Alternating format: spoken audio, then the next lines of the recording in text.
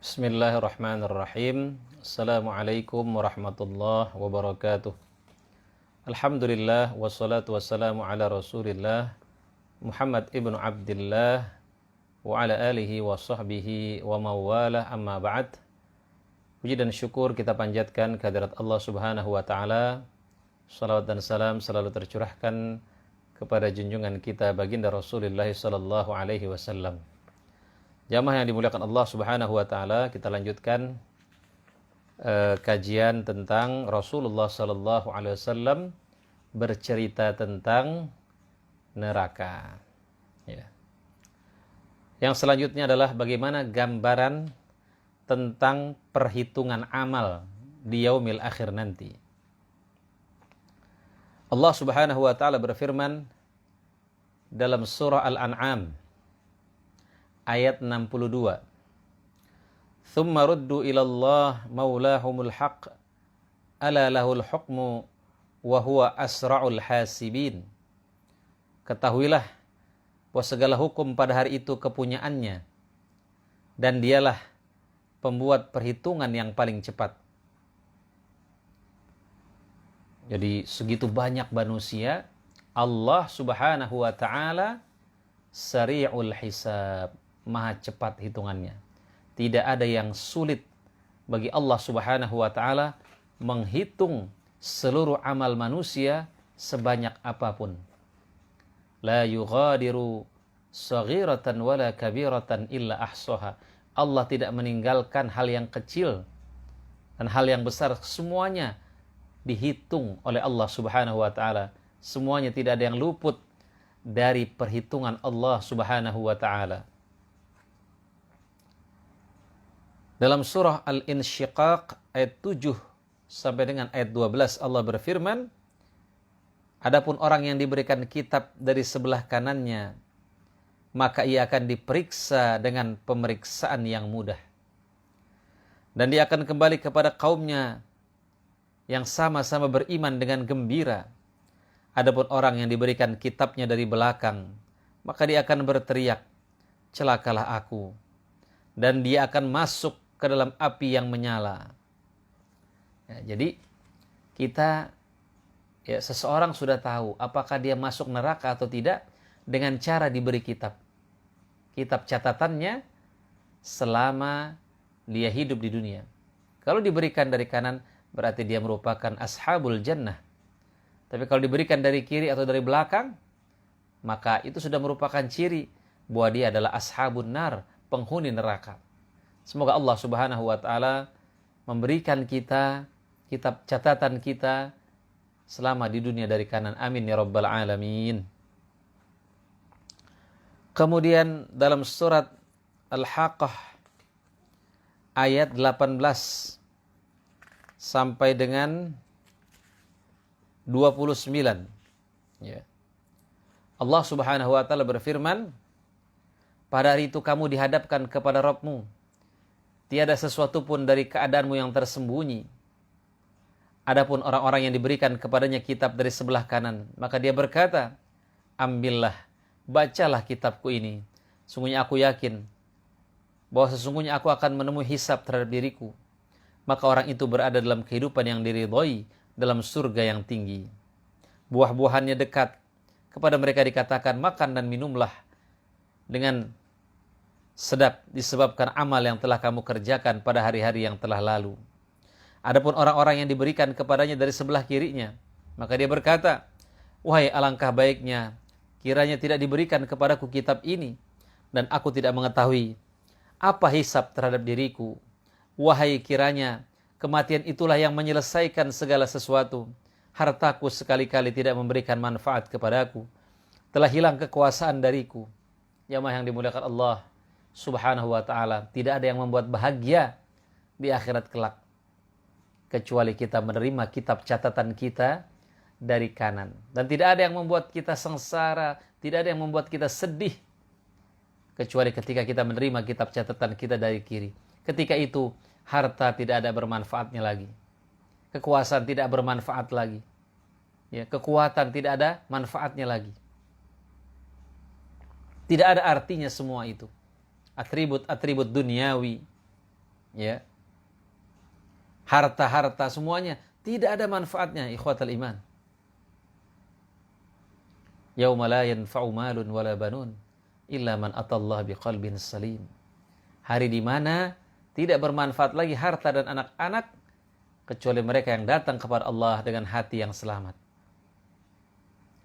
Jamaah yang dimuliakan Allah Subhanahu wa taala, Abu Hurairah meriwayatkan sabda Rasulullah sallallahu alaihi wasallam, "La tazulu qadama 'abdin yaumal qiyamah hatta yus'ala an arba'in, an umrihi fima afnah, wa an ilmihi madza 'amil, wa an malihi min aina iktasabahu wa fima anfaqahu, wa an jismihi fima ablah."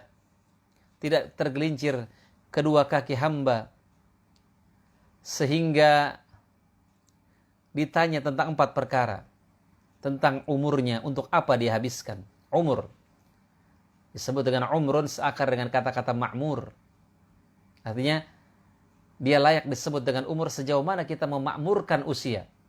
Maka umur dalam bahasa Arab ada umrun, ada sinnun. Sinnun artinya gigi. Karena gigi seseorang itu menunjukkan umurnya.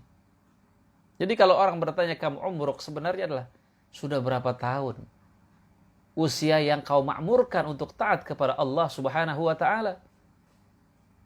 Ya. Kemudian tentang ilmunya, apa yang telah dia lakukan? Sudah diamalkan belum ilmunya? Sudah dia ajarkan belum ilmunya? Sudah dia sebarkan belum ilmunya? Ya. Al-ilmu bila amal kasyajar bila thamar. Ilmu yang tidak diamalkan seperti pohon tanpa buah. Ya. Kalau sudah disampaikan, apakah ikhlas dalam menyampaikannya? Semuanya itu kita muhasabah. Ya. Kemudian tentang hartanya, dari mana dia dapat dan kemana dia belanjakan. Ini dalam Islam. Bukan kalau didapatkan dengan jalan yang halal, maka membelanjakannya pun harus di jalan yang halal. Tetapi biasanya orang yang membelanjakan hartanya di jalan yang haram, dia dapatnya juga dari yang haram. Biasanya orang sayang ya, kalau orang mendapatkan harta dari jalan yang halal, dia akan sayang untuk membelanjakannya di jalan yang dimurkai Allah Subhanahu wa taala. Tetapi ketika seseorang mendapatkan harta dari jalan yang haram, dengan mudah dia dapat, maka dia pun dengan mudah juga menghabiskan hartanya di jalan yang haram, jalan yang dimurkai Allah Subhanahu wa taala. Kemudian tentang tubuhnya, untuk apa dia gunakan? Sudahkah tubuhnya bermanfaat buat orang lain? Sudahkah tubuhnya dia gunakan untuk membantu orang lain? Jamaah yang dimuliakan Allah Subhanahu wa taala, Aisyah meriwayatkan sabda Nabi sallallahu alaihi wasallam, barang siapa yang dikeluarkan hisabnya, maka ia diazab. Aku bertanya, bukankah Allah berfirman, adapun orang yang diberikan kitabnya dari sebelah kanan, maka ia akan diperiksa dengan pemeriksaan yang mudah, dan dia akan kembali kepada kaumnya yang sama-sama beriman dengan gembira. Beliau menjawab, itu adalah al-'ard, penyampaian, dan tidak ada seorang pun yang dihisab pada hari kiamat melainkan ia binasa. Ya.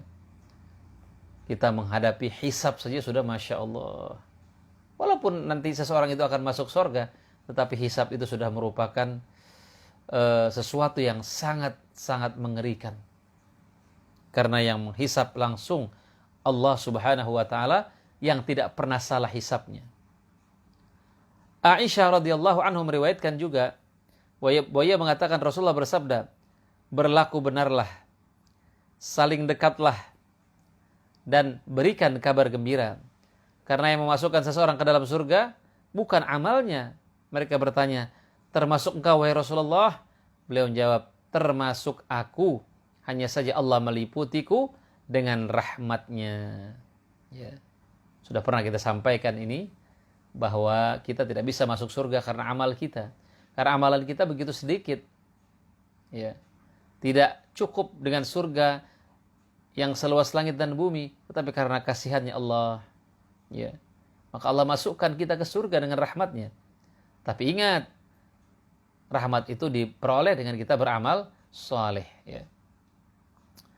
Kemudian Abu Hurairah meriwayatkan sabda Rasulullah sallallahu alaihi wasallam, kalian benar-benar akan menunaikan hak kepada orang-orang yang berhak menerimanya pada hari kiamat, sehingga dibalas untuk kambing yang tidak tertanduk dari kambing yang bertanduk.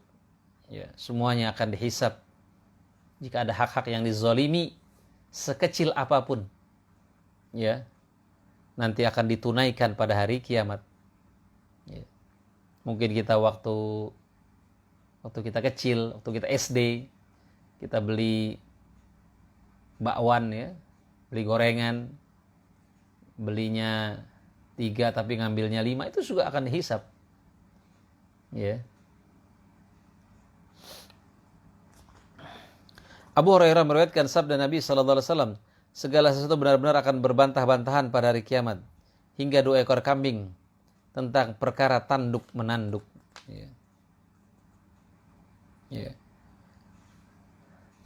Jamaah yang dimuliakan Allah Subhanahu wa taala, ya.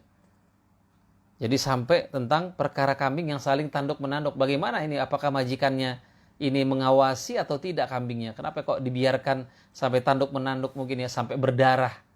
Ini akan dipertanyakan di sisi Allah Subhanahu wa taala.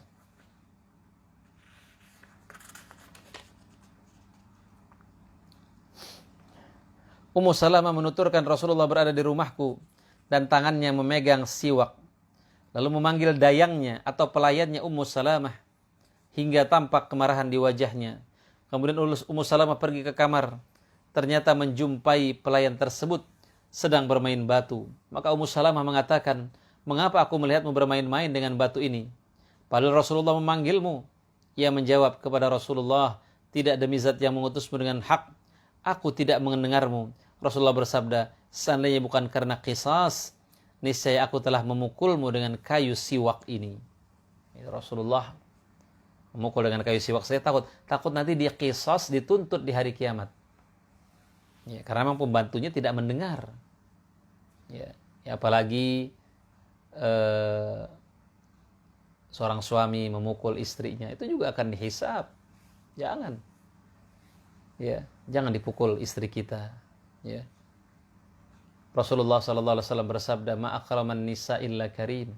Tidak ada yang memuliakan wanita kecuali orang-orang yang mulia, dan tidak ada yang menghinakan wanita kecuali orang-orang yang mulia. Dan tidak ada yang menghinakan wanita kecuali orang-orang yang hina. Sebaik-baik kamu adalah orang yang paling baik dengan keluarganya, dan aku adalah orang yang paling baik dengan keluargaku, kata Rasulullah sallallahu alaihi wasallam. Ya. Abu Hurairah meriwayatkan, Rasulullah bersabda, barang siapa yang mencambuk hamba saya dengan zalim, maka ia dikisos karenanya pada hari kiamat. Ya. Abdullah bin Unais menuturkan, ia pernah mendengar Nabi bersabda, Allah mengumpulkan para hamba-hambanya pada hari kiamat, atau mengatakan, manusia dalam keadaan telanjang, tak berkhitan dan tidak berbusana. Kami bertanya, apakah Buhman itu? Beliau menjawab, ia tidak memakai sesuatu apapun. Ya. Kemudian Allah menyeru mereka dengan suara yang didengar oleh orang yang jauh, sebagaimana didengar oleh orang yang dekat. Aku adalah zat yang memberi balasan. Akulah raja. Tidak patut seorang pun dari ahli neraka masuk neraka, sedangkan ia punya hak pada seseorang dari ahli surga, hingga aku mengkisos darinya. Dan tidak patut seorang pun dari ahli surga masuk ke dalam surga, sedangkan seorang dari ahli neraka punya hak terhadapnya, hingga aku mengkisosnya darinya, hingga tamparan. Ia mengatakan, kami bertanya bagaimana caranya padahal kita datang dalam keadaan telanjang dan tak berkhitan dan tanpa busana. Beliau menjawab, kebaikan dan keburukan. Ya. Semuanya. Yang mau masuk surga, ya, ditahan dulu sampai hisabnya selesai. Yang mau masuk neraka pun juga ditahan dulu sampai hisabnya selesai. Sampai jika ada kaitan-kaitan dengan manusia, diselesaikan dulu. Ya. Jamaah yang dimuliakan Allah Subhanahu wa ta'ala, Eh, Abu Hurairah meriwayatkan sabda Rasulullah sallallahu alaihi wasallam, apakah kalian tahu siapakah orang yang bangkrut itu? Mereka menjawab, orang-orang yang bangkrut menurut kami ialah orang-orang yang tidak memiliki dirham. Ya. Dan harta, beliau bersabda, orang-orang bangkrut dari umatku ialah orang yang datang pada hari kiamat, membawa pahala salat, puasa dan zakat. Juga membawa dosa, karena mencaci maki fulan, menuduh fulan, memakan harta fulan, mengalirkan darah fulan, dan memukul si fulan. Lalu dosa-dosa itu ditebus dengan kebaikan-kebaikannya.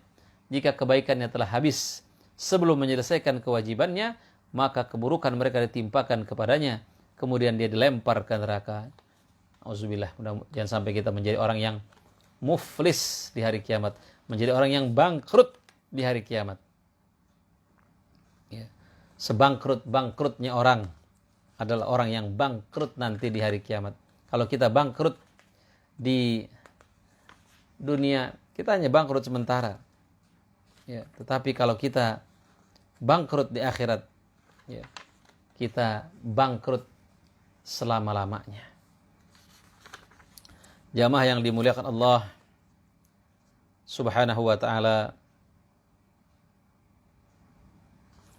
mungkin itu yang bisa saya sampaikan. Ya, kurang lebihnya mohon maaf. Yang benar dari Allah, yang salah dari diri saya pribadi. Kita tutup dengan doa kafaratul majlis. Subhanaka Allahumma wa bihamdika asyhadu an la ilaha illa anta astaghfiruka wa atubu ilaik. Assalamualaikum warahmatullahi wabarakatuh.